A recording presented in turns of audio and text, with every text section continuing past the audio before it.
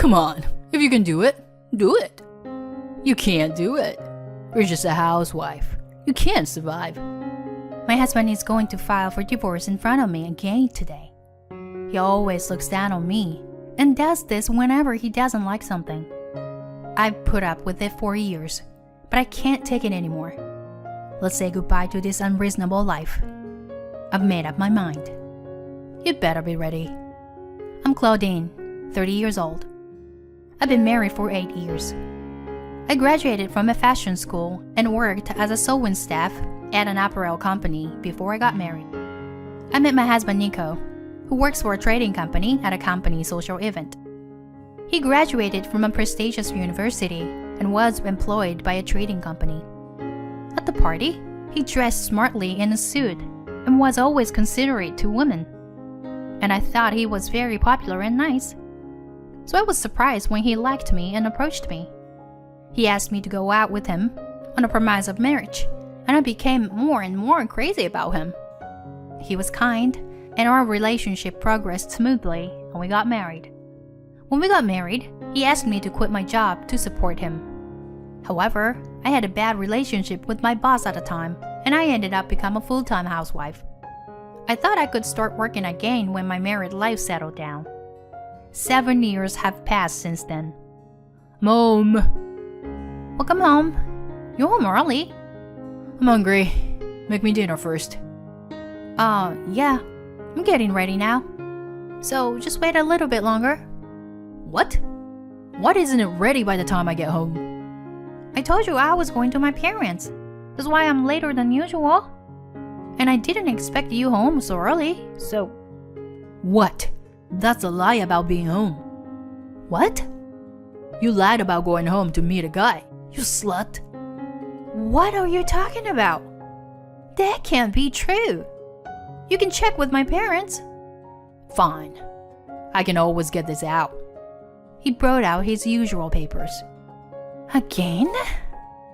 Here it is. Why do you always bring out the divorce papers so easily? I tore them up the other day. I got them again. You can't leave me. You can't do anything on your own. But it's gonna be okay. I won't give you this if you do what I say. Go on. Get my dinner ready. Yes. I returned to the kitchen. Like this, my husband threatens me with divorce whenever he doesn't like something. He gets grumpy just because I forgot to tell him that I was a day late in taking out his suit for dry cleaning, or if I went to the bank late. I used to have lunch or tea with my friends, but he was also very sarcastic about that. Going out to lunch with my money? How nice for a stay-at-home wife. I bet there was not a speck of dust in the house. You don't think I know that your friend is a guy, do you? I lived at home until I got married and saved my money. And I used my own money to go out with friends and to buy personal things. But when I got married, it was our property as a couple. And I was sure that we were living on my husband's earnings, so I kept quiet and didn't argue with him. Since I was told to let him know when I was planning to go out, I have been seeing my friends much less often. Even so, I still met my best friend Alyssa from time to time, and she listened to me. That's typical possessiveness. I knew, I was already aware of it. At first I thought it was only when he was in a bad mood. Nothing has been wrong with my marriage 2 or 3 years, and we all have our irritate moments. But he has been verbally abusive, getting worse year by year, and he makes fun of my educational background at every opportunity. What can you do with a technical college degree? You were lucky to be married to me. Was an element. You've been in trouble if I left you. You can't leave me because you were just a housewife, can you? He is fundamentally disrespecting me. My husband wanted me to be a housewife, but when we were not blessed with children after 3 years of marriage, I told him I wanted to work, but he refused to let me. If you start working, you would neglect the housework, wouldn't you? I'll take care of the house, so it doesn't matter if it's a part-time job or a work-from-home job. I'll find a job. I won't allow you to do that. What are you going to spend it on? My money is not enough for you. No, but Okay then. There's nothing you can do for my company. So just do me a favor. You are married and ill, so it's your job to support me. He would say the divorce would be easy if we had a fight. But at first he was joking. But in the last few years, he's been threatening me with this, and his attitude towards me has only gotten worse every year. But he's still very kind when he is in a good mood. And after being with him for so long, divorce is not an option for me, and I have come this far. What is even more annoying is that he is very good looking on the outside. When we meet neighbors when we are walking together, or when we bump into someone we know when we're shopping together, he's very affectionate. He also acts like he cares about me. When he meets with my parents, he's also very friendly. Well, Claudine is always there for me. He would say stuff like that. One day, I was in the living room and sewing, and my husband came home earlier than usual. What are you doing? I'm making a stuffed animal. His expression changed. What? A stuffed animal? What are you playing? I'm not playing. I'm making it for someone. For who? A friend. I'm making it for my friend's kid. I've never heard of anything like that. It's a man, right? You're probably out there playing with boys again, pretending it's just a kid or something. What do you mean, again? Why are we talking about this? You told me not to work, so I thought I would at least do something I can do at home. Wait a minute. Look, I already filled out the divorce papers. You don't want me to leave you. What's that look on your face? I don't think you can. Get rid of this piece of trash. I lost my patience with my husband, who threw away the stuffed toy I was making and scoffed at my precious sewing tools as garbage. I have been worried about what I would do if my husband would file for divorce. Even if I became a regular housewife like my husband said, I would not be able to make a living, and I would not be able to do anything. That's what I thought. I guess words have a soul. I'm glad I woke up before his words broke my heart. Why am I not divorced? What do I care about in this marriage? If you think about it, I'm in the perfect place. My thoughts ran through my head as I thought about it calmly. Alisa, I'm gonna break down if I keep living like this. I've made up my mind. The next day, I told my friend Alisa my decision. You mean you've decided? You're getting a divorce? Yes, that's right. Then I support you as much as I can. But can we just hold out a little bit longer? What? Alisa, you've given me a lot of advice before about how I should break up with them, right? Yes, that's why. For your own sake. Just a little bit longer. What do you mean? Alisa explained to me, and then her thoughts made sense to me. He'd better brace himself. A few weeks later, I was sewing on the couch again, and my husband came home. Welcome home. Good job today. Oh, dinner's ready. You want some now? I need to take a bath first. Okay, your bath is ready. And I'll get you a towel. You've been very thoughtful lately. He nodded in satisfaction and turned to the sofa. I'm making clothes. His color changed. Huh? Again? I told you to stop. I'm doing my chores properly. So you're gonna ask me to do something for you? I'm not gonna let you go to work. No, there's nothing more I want from you. My husband took it differently and snickered. That's right. You're lucky to be married to me. Keep up with the good work. Get the bath ready soon. Yes. Prepare dinner while in the tub. I whispered to myself as he walked to the bathroom. Last supper. And then, as I was relaxing at my parents' house for the weekend, my husband came to visit me with the new makeup. Claudine! What? You're here after all. So you didn't go to your parents' house. What are you doing here? I asked the office how to file for divorce. And so, it's been filed. What do you mean? I meant exactly what I said. You don't have to go file for divorce anymore. You've been going here so many times. The people at the office know your name and face. You filed for divorce? You left so suddenly. Who's going to feed me and clean the house? Why don't you do it yourself? But I don't know how to cook or where my shirts and ties are. I did everything, that's why. That's right. You've been doing everything for me lately. You did it, so I wouldn't leave you. Something was off, right? It's not so you won't leave me. I've always taken care of the house. But the last time I did anything for you was to make sure you couldn't do anything, now that you are alone. I've changed the arrangement of the furniture, the bank books, your underwear. You can't live without me, can you? Why did you file for divorce? Because I wanted to. I'm not going to live with you anymore. What are you talking about? You can't do anything on your own. It's you, isn't it? You're the one who's been pushing divorce papers on me every day. And you're the one who's been politely urging me to serve them with a signature.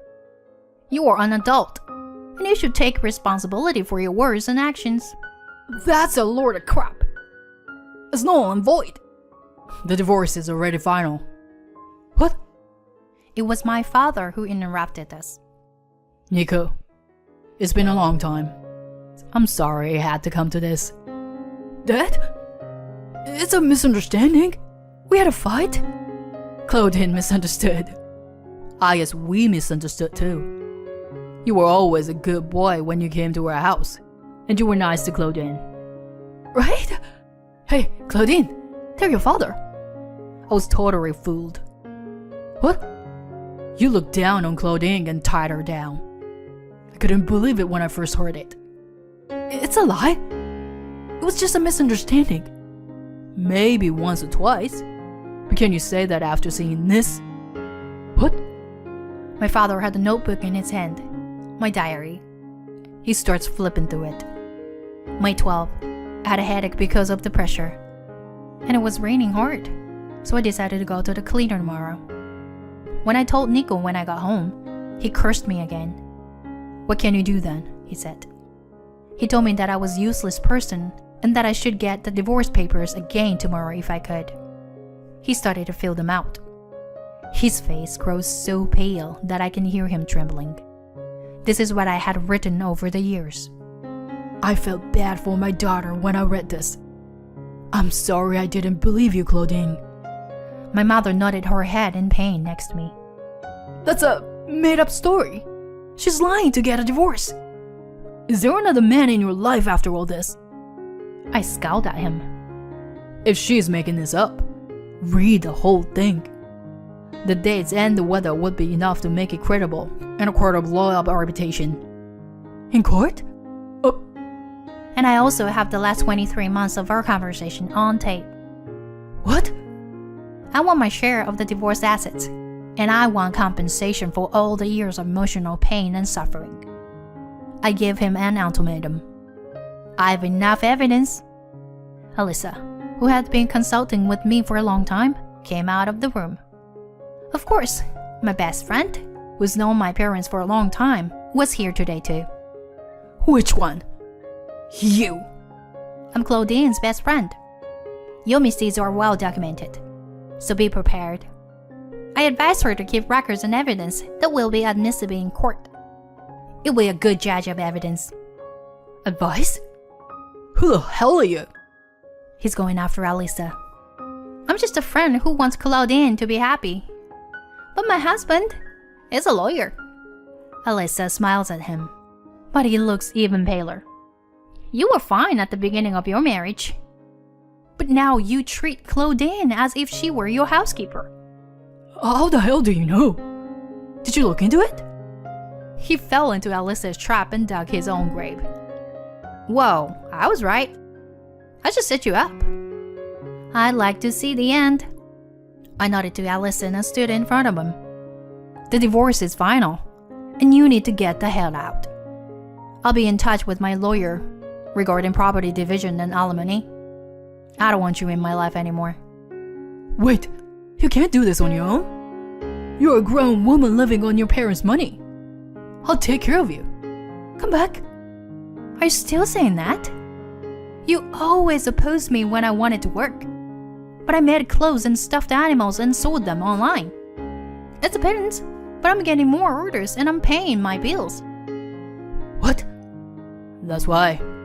We say she doesn't have to do it, but she's paying her way. You've always made fun of my daughter, who graduated from a vocational school. She's got a job and she's willing to learn. You're an elite man, but you only graduated from a prestigious university and joined a big company. That's all. You're a small man who can't even say thank you to his wife. He's red-faced and trembling. But there's nothing he can say in return. Oh, I get it. Claudine, you can remarry me, okay? Come back. I care about you because I love you. You don't like me anymore. No, I don't hate you. Claudine. I don't even feel that way anymore. Not at all. You don't exist inside my heart anymore. Your words are violent, just because you can't really do anything. My heart was broken. So, goodbye. I'll never see you again. I felt better, and finally, I smiled and let him go. According to his lawyer, he was a shell of a man after that, and he agreed to the division of his property. With the evidence I had accumulated over the years, the alimony claim was easily approved. At work, it seems that the divorce got known, and rumors are spreading that alimony has been demanded and that he had an affair. He used to look down on me, playing the elitist. But I heard that his colleagues and juniors were moving up to the ladder ahead of him because of his personality. Maybe he was taking out his frustration on me because he wasn't getting the recognition he wanted. Either way, he's a scumbag. I got an interview at the local dry cleaning store and got a job doing hemming and mending. I also make stuffed animals, bags, and clothes. You know, how pressed stitches are all the rage these days. I get the most orders for that. They give me very detailed instructions, even down on the color in the clothes. It's important for the business. I see.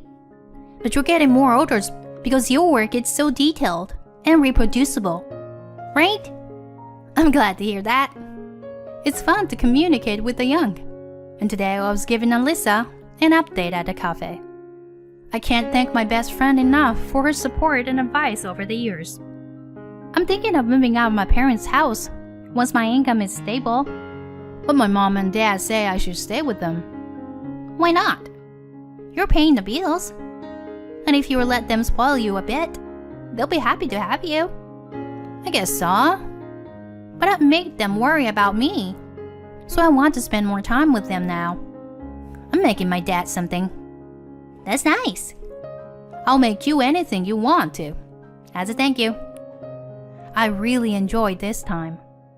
I'm happy to be able to live a normal life with a happy heart. I'm not elite. I'm not special. And I'm going to do what I can and try to get better, little by little. If I can make the people around me smile, my life will be happier. This is just the beginning.